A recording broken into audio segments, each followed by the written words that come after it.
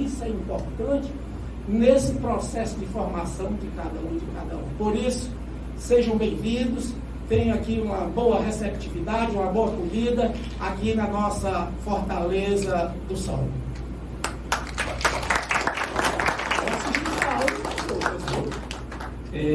Nós vamos fazer a seguinte metodologia. O Paulo Vinícius vai fazer a apresentação, e ao final da apresentação a gente vai abrir para as dúvidas, discussões, tudo que é...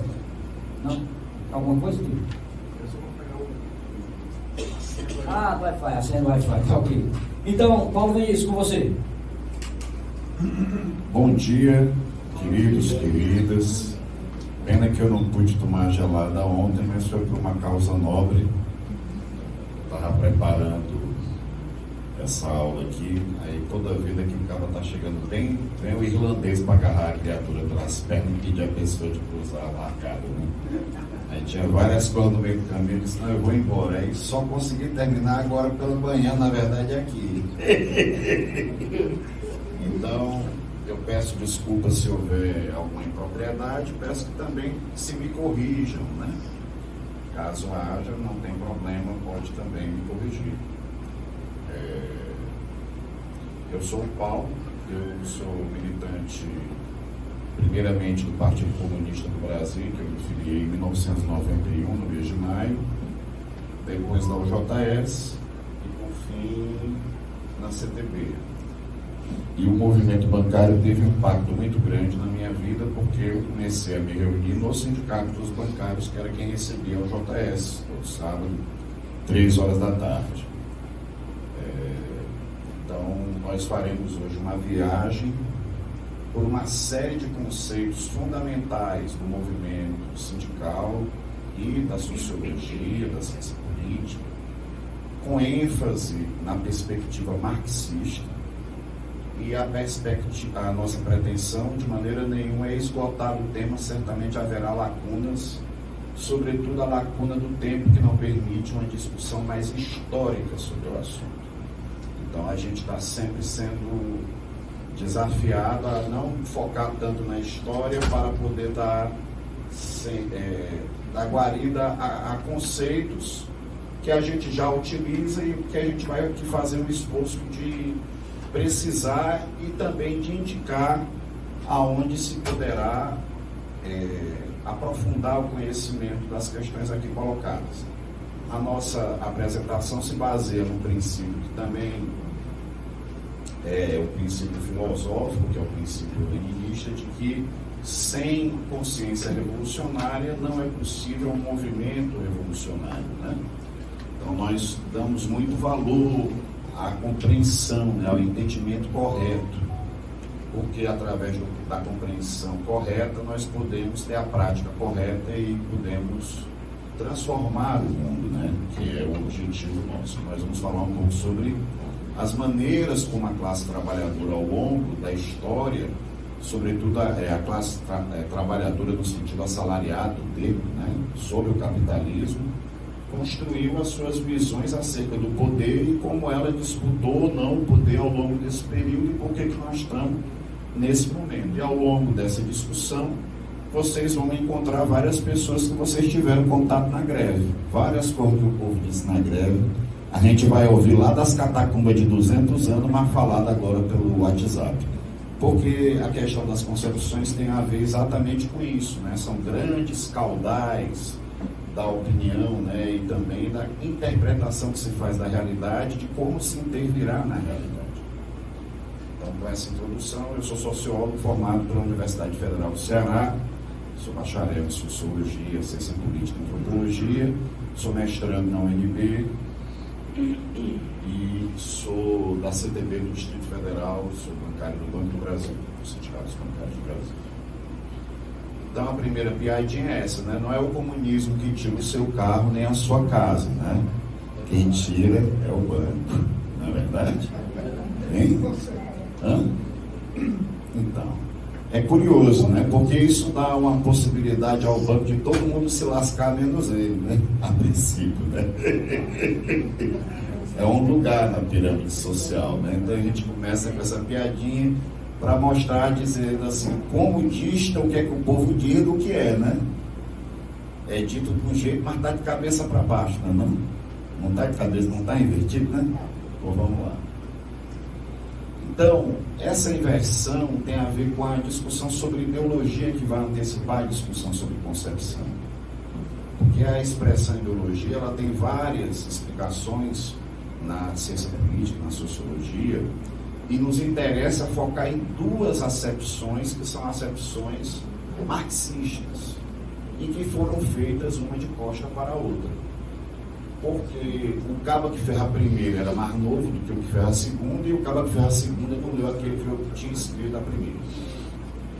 Então, a primeira é a concepção da ideologia como consciência invertida. Nas sociedades divididas em classes, e também em castas, nas quais uma classe explora e domina as outras, as explicações, as ideias e as representações serão produzidas e difundidas pela classe dominante para legitimar e assegurar o seu poder econômico, social e político. Por esse motivo, essas ideias ou representações tenderão a esconder dos homens o modo real como suas relações sociais foram produzidas e a origem das formas sociais de exploração econômica e de dominação política. Esse ocultamento da realidade social chama-se ideologia. Por seu intermédio, os dominantes legitimam as condições sociais de exploração e de dominação, fazendo com que pareçam verdadeiras e justas. Esse livrinho é muito bom, da Marilena Chaui, eu recomendo muito mesmo, que é a ideologia, né? Na concepção marxista, que é essa que a Marilena Chaui expressa, é a consciência invertida da realidade, porque a realidade está também invertida. Ou seja, as ideias da classe dominante são, em cada época, as ideias dominantes. Quer dizer que a classe que é a potência material dominante na sociedade também é a potência espiritual. A classe que detém os meios de produção material também detém os meios de produção espiritual, né? E por isso, de maneira geral, sob o seu jugo, tem as ideias que influenciam os que são privados dos meios da produção espiritual. Então, as ideias dominantes não são mais que a expressão ideal das relações materiais dominantes. São relações materiais dominantes traduzidas em ideias. E, por conseguinte, as próprias relações que fazem de uma classe a classe dominante, elas são, portanto, as ideias da sua dominação. Essa é a formulação clássica lá da ideologia alemã, do Marx, sobre essa questão da ideologia como uma consciência invertida. Ela não é apenas a consciência invertida, mas ela é a consciência dominante. E ela é uma maneira parcial de ver a realidade que interessa a uma classe contra as demais que tem como seu resultado a dominação política. Então, a visão de ideologia não era aquela do Cazuza, eu quero uma para viver. Era a visão da ideologia com viés negativo. Mas existe uma segunda expressão de ideologia, porque, como foi o camarada Stalin quem sintetizou o marxismo-leninismo a partir da tradução e da coleta dos manuscritos dos diversos idiomas e a sua compilação e preparação para a publicação em todas as línguas, que só aconteceu aí pelos anos 30, o Lenin, por exemplo, jamais tivera acesso a esse texto. Então, quando o Lenin elaborou a sua visão de ideologia, ele estava preocupado com a ideologia eu quero uma para viver, era um negócio mais perto de lá. Mas é curioso como uma pega uma banda e a outra pega uma outra. Vamos ver aqui, ó. A contribuição do Lenin, né? A importância, né, das lutas políticas no final do século XIX na Europa, né, particularmente na Europa Oriental. A gente vai ver muito citado o século XIX, a Europa, aqui nas coisas que a gente vai falar do povo, é tudo do século XVIII, né, XIX, 1800 lá vai pouquinho, né? E o marxismo, ele centraliza a sua atenção, ou seja, o movimento marxista depois do Marx, para criar uma teoria da prática política. Portanto, a sua evolução passa a se relacionar cada vez mais com as lutas de classes e as organizações partidárias. Nesse contexto, Lenin deu a solução ampliando o significado do conceito de ideologia. Numa situação de confronto de classes, a ideologia parece estar ligada aos interesses da classe dominante e sua crítica aos interesses das classes dominadas. Ou seja, o Marx falou da ideologia e fez a acepção sobre a classe dominante, ideologia como negativa, é o que ele disse para enganar nós. Aí o Lenin pegou e disse assim, olha, mas também tem a gente dizendo que ele está enganando a gente. Então, se a gente tem uma crítica à concepção dominante, né? Então existe também a ideologia como a expressão da classe dominada, né? A partir de uma posição dominada, portanto, para entender a realidade, né? Aí a ideologia, portanto, ela se torna mais uma consciência política, de acordo com o interesse da classe, de cada classe. Em especial, ele foca no quê? Na visão burguesa e na visão socialista, nessa antinomia. Então, a gente tem uma visão de ideologia que não é mais uma visão somente negativa, embora o valor da compreensão do que é a ideologia do Marx não possa ser negado, porque de fato é o que a gente, quando a gente fala do pobre direito, a gente está falando isso aqui, né? Ei, macho, tu tá com medo das grandes fortunas, tu não é motorista, não é Uber, não. Tu tá com medo mesmo disso. Né? O cara, ele acha que ele não tem a consciência, né? Ele tem várias consciências que a gente também não tem, certo? Mas a parte que está faltando nele é essa. Ele tem várias que a gente não chega nem perto, tá? Inclusive de levar a gente, trazer a gente, trabalhar pra gente, né? Então, tem um monte de coisa legal lá na cabeça dele, mas nós perdemos esse debate aqui. Nós é que perdemos esse debate aqui. Não foi culpa dele, não. A gente que perdeu. Certo? Essa questão da ideologia, portanto, como uma maneira da criatura entender a realidade, poder atuar na realidade para ter um determinado resultado, e isso ser ao mesmo tempo a representação de toda a classe trabalhadora, tem a ver com a visão do marxismo de que a classe trabalhadora é a classe universal, de que a classe trabalhadora contém em si, já desde aquela época, todas as diversidades. Que a principal diferença dos homens e das mulheres, ela está, inclusive, porque alguns detêm os meios de produção e outros só podem trabalhar ou morrer de fome. É sob essa base que se estruturam as relações sociais na perspectiva marxista. E essa perspectiva hoje, quando você pensa que apenas 1% da humanidade detém mais riqueza que 99% da humanidade, qual que é o papel desses 99% e desses 1% do sistema econômico? Vocês compreendem o que eu estou falando? Acaba de dizer assim, ó, não, o trabalho acabou, PRO, né? O pessoal aqui do Ceará, né? Crítica radical. O trabalho acabou, a política acabou, mas todo mundo continua trabalhando, entendeu? E produzindo as coisas, todo mundo continua comendo, vivendo e tal. Só fazendo de uma maneira distinta e com menos direito que antes. Nesse contexto, tem mais proletários, ou seja, tem mais pessoas que vivem do seu trabalho, que se parar de trabalhar morrem de fome, do que tinha na época do Marx, ou tem menos? Proporcionalmente, inclusive, mas tem muito mais. Não é não? Quantas pessoas estão usando esse tipo de camisa, esse tipo de camisa, esse tipo de calça, esse tipo de bermuda no mundo hoje? Teve alguma época no mundo que todo mundo se vestia igualzinho, fora a época que não tinha roupa direito, que era tudo os couro. Teve alguma época que a humanidade se vestiu mais parecida que agora, que a gente acha que é tudo diferente. Não é verdade? Então essa questão da contradição, que era uma perspectiva marxista, poderia ter se desenvolvido num sentido distinto. Havia polêmicas na época. O Marx dizia, ó, a tendência é concentração. Obrigado. A tendência é concentração da riqueza no capital. Poderia ter desconcentrado, não poderia? Poderia, né? Se desse, né? Se não fosse o capitalismo. Né? Mas o que aconteceu foi exatamente o que o Marx disse. uma brutal concentração que colocou num polo da sociedade a ampla maioria da humanidade e no outro polo da sociedade 1% da humanidade. Então a perspectiva da luta de classes, para nós, ela é central.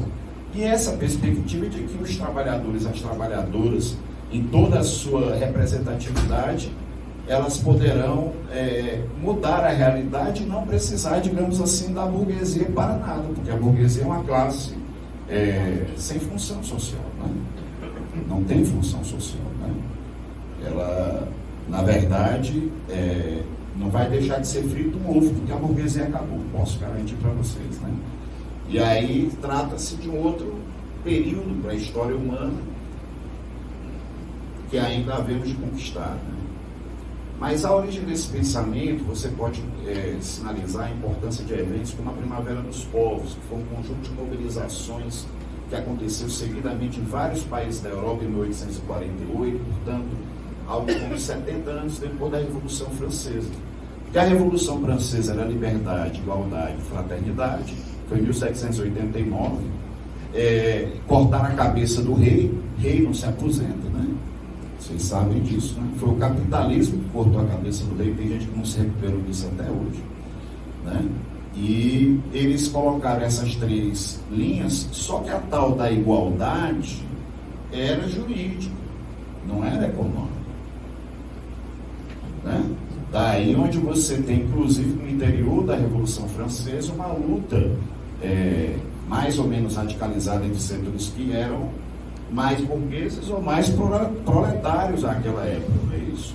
Só que aqui em 1848 os trabalhadores perdem a paciência e botam para moer, taca fogo em tudo, menino.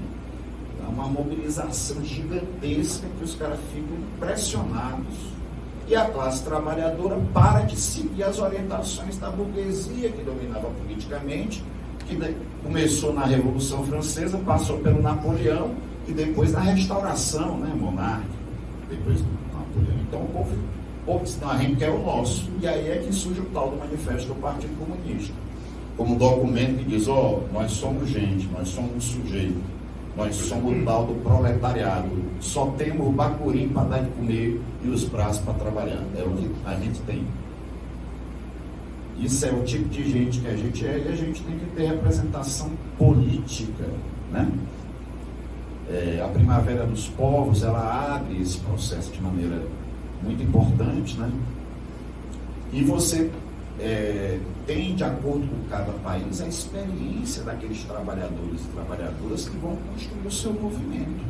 Não era um negócio, tinha nem internet na época não, o povo sabia das coisas 6 meses depois, entendeu? Ou no boato e tal. Então cada país foi construindo a sua experiência política e isso levou inclusive a percepção, por isso a consigna que finaliza o Manifesto do Partido Comunista. A primeira que diz é o seguinte, o pessoal está falando que os comunistas é gente ruim. Isso é uma mentira, tome cuidado, nós vamos explicar por quê. Começa assim o Manifesto Comunista. Aí diz assim, o espectro rompe a Europa. O espectro do comunismo. Quem foi que foi da oposição, lutador republicano e democrático, que não apontaram para si e disseram, comunistas! O Manifesto Comunista começa assim. Aí está na hora de nós dizer o que é que nós somos, o que é que a gente defende para o país e tal, para o mundo e tal. Assim começa. E termina dizendo, proletários de todo o mundo, unidos. Não é isso? Então, a Associação Internacional dos Trabalhadores, do caldo cultural e de luta política, dessas diversas associações, sindicatos, reuniu cartistas, socialistas, anarquistas e várias outras concepções, inclusive o Karl Marx participou do processo de construção da primeira internacional, né? A Associação Internacional dos Trabalhadores, aqui foi o Congresso da Suíça, mas ela foi fundada 2 anos antes, em 1864. E aí o primeiro congresso foi na Suíça, tem essa fotinha para a gente ver. E aí a gente vai chegar já direto nas concepções sindicais da carteirinha nossa. Eu destaquei algumas, botei mais umas coisinhas no meio aqui, ficou meio torto, mas depois eu ajeito. Eu vou falar do ludismo, do cartismo, do treilionismo, do anarquismo, do marxismo, da social-democracia, do sindicalismo cristão e do trotskismo, mas também do trabalhismo. Um pouquinho de leve, assim, só para dar aquele gosto, né? Ludismo é pau na máquina, né? Ludismo é pau na máquina, ou seja, o Ned Ludd é uma personagem fictícia, na verdade, né? Isso aqui é da Wikipédia. Os cabos invadiam as fábricas, destruir as máquinas, porque as máquinas eram uma fraude, porque tiravam os empregos dos artesãos, a sua forma de organização, botava o povo para trabalhar 15, 16 horas, e eles sabiam como é que era antes. E aí eles disseram, não, vamos quebrar isso aqui, meu irmão. A chibata vai comer, e foi pego. Tacaram fogo, invadia, sabotava. E é claro que a burguesia foi para cima, né? Hoje mesmo existe no movimento, o pessoal da Wikipédia chama a atenção, existe um movimento neoludista, que é aquele cara que infelizmente está votando na extrema direita, que ele diz: o que eu quero é se lasque tudo, taca fogo em tudo, né? É o ludismo, né? Só tem um pequeno problema, né? Não constrói, né? Não dá pra, não tem como, né? Aí depois o pessoal vê que aquele, né? Como é que faz para resolver? Então o movimento cartista se celebriza pela questão da carta, né? De reivindicações, a carta do povo, né?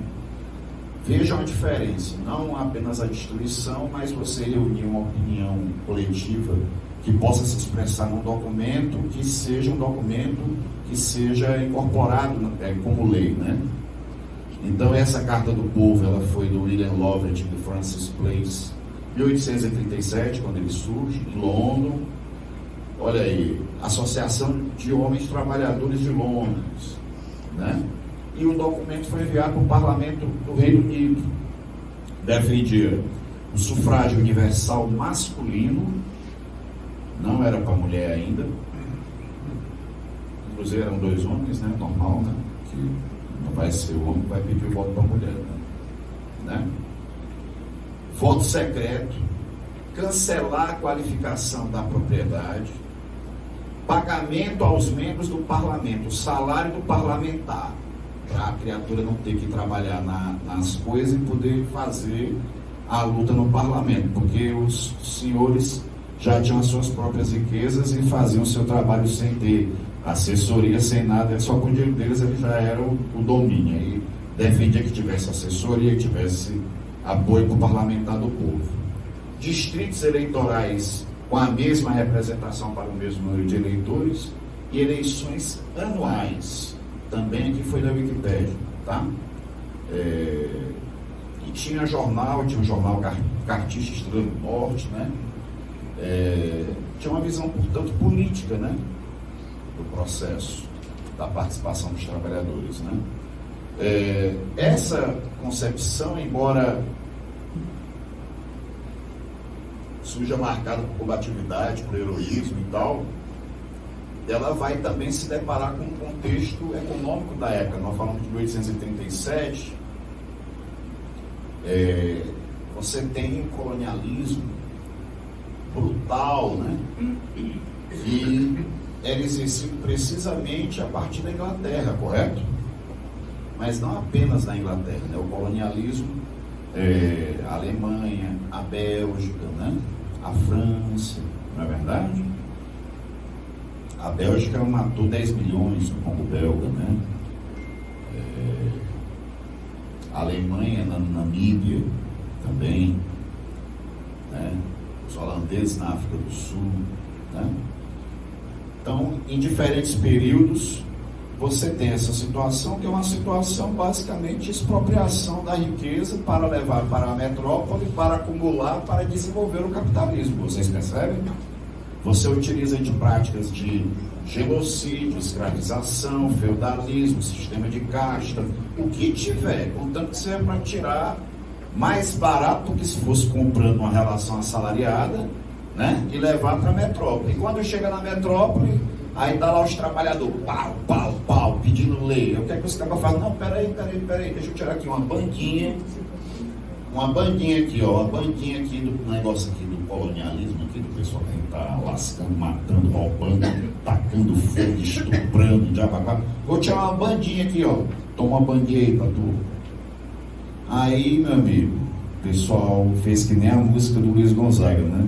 Teve pena da rolinha que o menino matou, mas depois que torrou a bichinha, comeu com farinha, gostou. Né? Aí os cabas começaram a perceber que, rapaz, ó, o salário do operário inglês, o salário do... Tá entendendo? Ou seja, o movimento sindical passou a ser sócio do empreendimento colonialista. Percebe? Aí isso daí mudou completamente a visão dos caras. Se eles já eram do acordo da conversa, aí é que eles ficaram suaves, né? Então, o Engels chamava esse pessoal de aristocracia operária. Acho que tem uns bancários que são meio que acham que é disso aqui, né? Chama hoje CLT Prêmio, né? Assim que chama. Hein? Veja como o mundo tá ruim, né? Coitado do bancário, lascado, que alguém esfrega na cara dele uma esculhambação dessa, né? Vem, acaba tudo ficando doente, meu irmão, e ainda não, vocês estão bem, né? Olha a ideologia. Olha a ideologia no sentido negativo, né? Então, o treidionismo, ele, na verdade, ele passa a defender o próprio colonialismo. Passa a defender o projeto colonial. Tá certo? Então, isso também tem impacto. Por quê? Porque o projeto colonial precisa de guerra, né, patrão? Não dá para fazer colonialismo sem matar e tacar bomba e, né, roubar o pessoal. Né? Fica chata a brincadeira, né? Então, isso coloca para o nível do movimento algumas coisas que são, assim, absurdas, né? Que não dava para aceitar, né, as deformações, né? Também o pragmatismo, né? É uma característica, o que interessa é dinheiro no bolso. Para manter a migalha, o treidionismo nega a luta de classes, deixa de questionar a própria lógica exploradora do capital. Os colaboradores, ele está gerando empregos, ele está gerando parceria, né? Aí, para melhorar o treidionismo, ele faz acordo com o patrão para não ter greve. Alguém já ouviu alguma acusação dizendo uma coisa dessa aí? Que o sindicato fez acordo com o patrão para não ter a greve. Esses cabos aqui começaram, sabe? Foram eles. Foram eles, né? Aí o pessoal começou a ficar meio puto, sabe? E aí, isso daí também reforça e funda aquele negócio do populismo. Sabe aquele negócio que a gente é o dirigente sindical? Aquela coisa maravilhosa. E o trabalhador não sabe de nada? Pronto. Essa criatura, o povo que acha isso daí é o tal do populista. Não acredita no povo nem a pau. Vai falar mal. Entendeu? Só acredita que ele, com os contatos dele... Você já viram alguém assim? Mas diz que tem, né? São bons também no lobby político, né? Fazem política no parlamento, né? E acabaram virando o Partido Trabalhista Inglês, compadre. Os caras têm bala na agulha. Não é brincadeira, não. Entendeu? E veja que o pessoal comeu melhor lá. Os operários comeram melhor. Tinha jornal, tinha voto. Eles conseguiram as coisas, viu? Tem uns movimentos aí que nunca conseguiram coisa nenhuma. Esse aqui ainda tem uma folhinha de serviço prestado, vocês estão entendendo? A social-democracia herda muito dessa concepção sindical, né? Aqui é da Wikipédia. O anterior era do Altamiro Borges, Concepções Sindicais, beleza? A social-democracia defende a colaboração do capital com o trabalho. Ela apoia o papel do Estado para promover a justiça social dentro dos marcos do capitalismo. Ela é a fundadora da via keynesiana e do estado de bem-estar social, que é uma situação muito peculiar na história da humanidade, numa pequena parcela da humanidade, que é na Europa, que durou 30 anos. 30 anos. Depois os caras já foram desmontando. Quando caiu a União Soviética, aí papocou foi tudo. Mas eles tratam como se fosse uma coisa universal. Tem a origem, na verdade, o nosso movimento, os comunistas, por exemplo, é tudo depois da social-democracia. A social-democracia é mãe do comunista, é mãe do trotskista e é mãe do pelego reformista social-democrata. Tudo era social-democrata, entendeu? Porque o movimento social-democrata pegava aquela representatividade, aquela sagacidade do movimento cartista e, ao mesmo tempo, eram diversas visões que havia, inclusive o Marx. O partido do Marx era o Partido Social-Democrata, o partido do Lenin era o Partido Operário Social-Democrata, russo, né? E você tinha na Alemanha também o Lassalle, e ele diz, não, dá para coxambrar, dá para resolver aqui, dá para fazer um acordo, entendeu? Gradual reforma legislativa, determinismo econômico, né?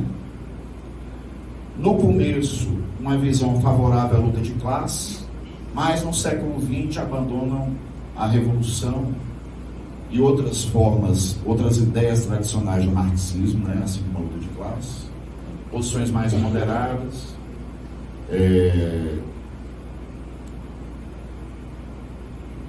Isso aqui tem a ver com a ruptura do movimento da Segunda para a Terceira Internacional. Aquela ruim de degeneração do trade-unionismo acabou levando, e com a social-democracia, a que eles votassem pela Primeira Guerra Mundial, para dar dinheiro para a guerra. Então, o Partido Socialista Francês votou pela guerra. O Partido Trabalhista Inglês votou pela... O cabo do movimento sindical votou para dar o crédito de guerra. Aí não, patrão, aí não pode. Aí foi a gota d'água das divergências, porque estava tudo naquela internacional que era a segunda, não era já do Marx, né? Aí ela papoca, que é quando o Lenin diz, não, aqui agora é perspectiva socialista, comunismo, pão, terra e paz. Por isso que fala que esse afastamento, ele é um afastamento que o Engels mesmo em vida viveu. O Engels e o Marx tinham uma moral danada no partido alemão, e o jornal Vorwärts, publicado pelo partido alemão, pegou os textos do Engels, que o Engels dizia que não era possível a revolução insurrecional naquele contexto, por uma mudança arquitetônica que havia nos boulevards de Paris. Ele disse, nós não vamos ter como enfrentar os caras. Aí o testamenteiro intelectual dele pegou e transformou isso numa publicação em que o Engels dizia que não era possível uma revolução, não. Agora era só acordo e reforma. O Engels vivo. O Engels vivo, os caras pegaram e botaram lá no jornal do partido. Ele esculhambou.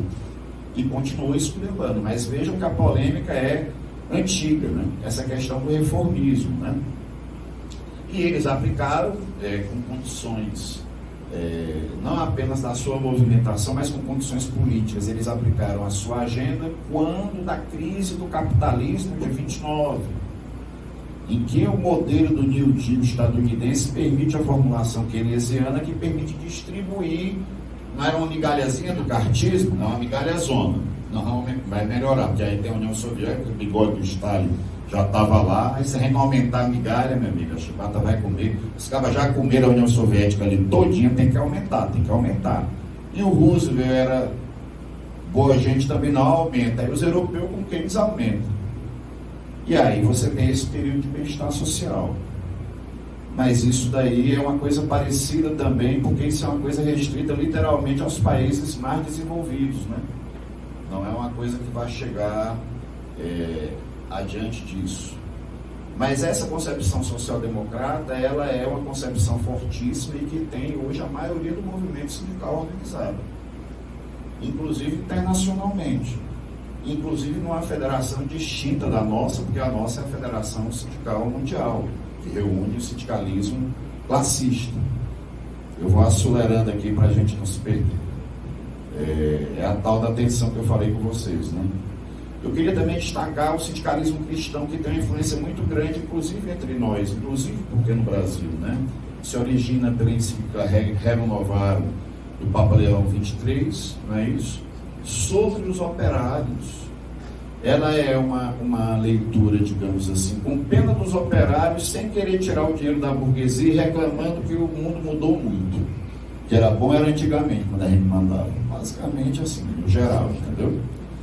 Mas a parte da pena dos operários, eles falavam bonito, que nem Jesus fala também, né? Só que na prática e tal. Então essa visão da Rerum Novarum, ela vai dar origem a todo o enfoque da Igreja Católica. Vejam o peso do movimento dos trabalhadores no século XIX. A Igreja Católica vê naquele furdunço das tendências, tudo chega, não, também quer esse negócio aqui, meu filho, peraí, não. E faz o sindicalismo cristão. E aí o Peta pega, aqui é a Wikipédia também, eu peguei o Peta, Augusto Peta, né? Ele caracteriza o seguinte, aí eu vou ler o texto lá que ele falou: em auxílio dos homens das classes inferiores, atendendo a que eles estão, pela maior parte, numa situação de infortúnio, de miséria imerecida. Você pensa que o Papa Francisco é novo? O século passado destruindo, sem a substituir por coisa alguma, as corporações antigas, corporações de ofício, que eram para eles uma proteção. Os princípios e os sentimentos religiosos desapareceram das leis e das instituições públicas. E assim, pouco a pouco, os trabalhadores isolados e sem defesa têm se visto, com o decorrer do tempo, entregues à mercê de senhores desumanos e à cobiça de uma concorrência desenfreada, a usura voraz e o agravar ainda mais o mal. Condenada muitas vezes pelo julgamento da igreja, a usura não tem deixado de ser praticada, juros, ó nós bancários aí. Outra forma, por homens ávidos de ganância, os patrões da gente, e de insaciável ambição. A tudo isso deve se acrescentar o monopólio do trabalho e dos papéis de crédito. Ó, o bancário aí, gente, que se tornaram o que é um pequeno número de ricos e opulentos, aos patrões nossos, que impõe assim um jugo quase servil à imensa multidão de proletários. 1891, pessoal. Aqui no Brasil isso vai dar nação católica, que vai dar até na TFP, eu acredito, como uma banda da direita, né? Veja aí o cristão Ataíde, que começou de direita, o Dom Helder Câmara também começou de direita, nosso conterrâneo, depois foi para a esquerda. Aqui foi a fundação da Ação Católica em 1937, já com desdobramentos desse campo. Em 1937 já tinha socialismo. Então, se eles fundaram com medo das... Imagina depois que começou, teve inclusive eventos religiosos muito profundos associados ao catolicismo, alinhados com essa visão anticomunista, né? Anticomunista, e que propunha os círculos operários católicos, várias coisas que inclusive no Brasil existem, né? Mas tem o outro lado também, que são os padres do povo, né? E aí que o Brasil tem uma moral medonha, porque, olha aqui, ó, Dom Helder Câmara, né? Que era um fascista, depois virou aquele padre defensor da democracia dos pobres, né? Dom Pedro Casadali, esse aqui é comunista, graças a Deus, nosso Senhor Jesus Cristo. Isso aqui é ele e o Padre Inciso nas minhas rezas, entendeu? Esse cabo aqui, amigo dos guerrilheiros, tá bom? Esse aqui, Dom Oscar Romero, o caba bem bonzinho que foi candidato a presidente lá na Venezuela, era um dos cabas que articulou o assassinato dos padres de esquerda de El Salvador, entre os quais foi assassinado esse aqui, ó. Lá na hora da comunhão, consagrando a hóstia, os cabas bala no padre. Dom Oscar Romero, de El Salvador. E esse aqui é o Santo Dias, operário, leigo, né? Leigo, né, que foi assassinado ali em 79, no final, cuja morte teve uma repercussão muito grande. Então é preciso também destacar. E tem outros aí, uns infiltrados aí, um tal de um Peta, assim, um tal de um Peta, um tal de uns Lemos aí, tá entendendo? Um tal de um Paulo Vinícius ali, lá da Barra do Ceará. Meu tio Antônio Silva foi um dos caras que fez a marcha do Pirambu, que também tem esse lado, ou seja, o sindicalismo cristão, embora defenda a conciliação de classes, você vê que aqueles setores mais vinculados ao povo acabam, inclusive, fazendo aliança com o marxista, e não é à toa que o Partido dos Trabalhadores tem uma forte influência cristã católica nesse sentido, né? Padre Hélio, o nosso padrezinho aqui, o que faleceu, que era amigo da Maria Luísa da Rosa. Padre Haroldo, né? Frei Tite Alencar, Frei Beto. Então, eles têm serviço prestado. Esse que nem na social-democracia, tá entendendo? Não é o que a gente defende, mas tem serviço prestado, não dá para negar. Agora, tem problema, né? Aí a gente vai pagar um pouquinho do anarquismo. O anarquismo é aquela banda lá dos países que estavam se industrializando, que era mais difícil a industrialização, que não havia uma acumulação de capital suficiente para impulsionar, e o que levava a um processo de muita brutalidade no trato da classe trabalhadora, que era marcada também por uma grande dispersão pela situação dos artesãos, à época, da maneira que eles produziam. Então havia uma dispersão maior, havia uma brutalidade maior, e havia, portanto, também uma condição para que eles existissem. E a questão da anarquia tem a ver com isso, tanto na sua radicalidade, porque diante da violência dos patrões a galera também tocava para moer, quanto da percepção de que não precisava dos patrões e que cada um produzindo no seu cantinho com as suas coisas dava para resolver sem precisar disso. Então a palavra anarquia vem de aen, que é negação, ausência, e arquia poder, ausência de poder.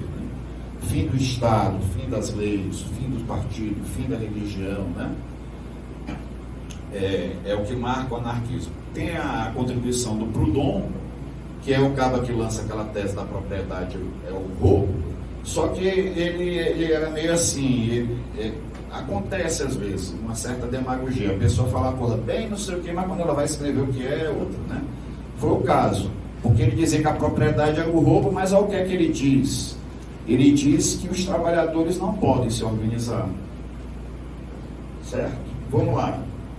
Ele defende uma nova sociedade autogestionária, formada por produtores livres da cidade e do campo, que se reúnem em cooperativas e comunas, a gestão da economia de forma autárquica, não é comércio, todo mundo produzir tudo. Apesar da aparente radicalidade de sua proposta, o Proudhon adotará uma estratégia reacionária. Ele diz que a sociedade autogestionária será alcançada através da ajuda da própria burguesia.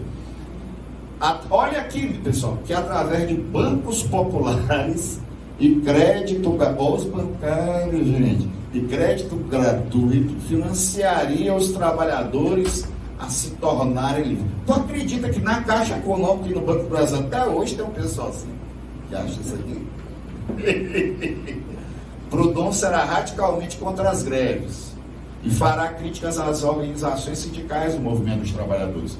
Proudhon era tão gente boa que o Marx queria fazer um correio dos trabalhadores. Não quero me corresponder com vocês não, que vocês vão querer ter uma linha, não sou contra ter linha, não. Tem um negócio desse. Então ele era contra as greves, ele lança um livro chamado Filosofia da Miséria, que diz só assim, ó, a greve dos operários é ilegal, e não só o Código Penal é que o diz, é o sistema econômico, é a necessidade da ordem estabelecida. O cara não era anarquista, cara. Que cada operário individualmente goze das livres disposições da sua pessoa e dos seus braços é coisa que se pode tolerar. Também da Wikipédia isso aqui. Não, isso aqui é do Altamiro Borges. Mas que os operários procurem por meio de associações violentar a liberdade e o direito dos patrões. Olha como o anarcocapitalismo, olha como o anarquismo não é só para uma banda. Não tem só a liberdade do operário, é a liberdade dos patrões, né? Entendeu? Desorganizar as oficinas, paralisar o trabalho, por sua ameaça ao capital, significa conspirar uma ruína geral. As autoridades que mandaram assassinar os grevistas de Rive-Desgier sentiram-se profundamente infelizes. Obrigado, mas atuaram como o antigo Brutus, que se viu obrigado a escolher entre o amor ao pai e o dever ao cônsul, à república, né? Impunha-se sacrificar os seus filhos para salvar a república. Boa gente, não? Delícia, hein? Aí o Marx era bem bonitinho assim, o apelido dele era Cãozinho. Ele fez a miséria da filosofia da miséria, né? Aí o Marx fez a resposta que é a miséria da filosofia.